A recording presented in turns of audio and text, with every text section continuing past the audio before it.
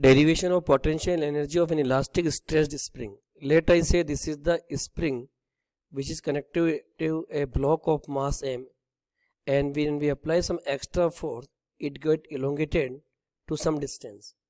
Here I say initially x equal to 0 and elongation is given when x equal to x. One thing is also we are assuming when spring is in unstressed state, that is x equal to 0, at this point potential energy is 0, that we are assuming. Otherwise we have to add this energy also. And the spring force that will act in this direction, it is a restoring force, it is known as the kx because x is the displacement. So work done by the spring force is written as integration f dot dx. F is written as minus kx into dx. Why it is negative? I hope it is visible to all of you. Restoring force left की तरफ लग रहा है, restoring force और displacement right की तरफ हो रहा है. तो net work done by spring force you will calculate what is this, what it will be written as minus half kx square.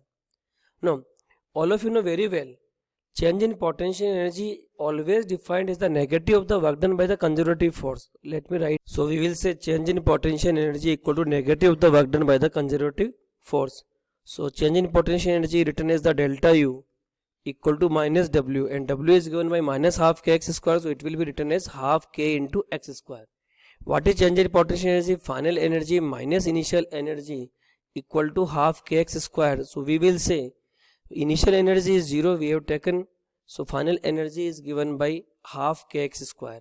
So we will say potential energy of the spring stress, that is given by half kx square.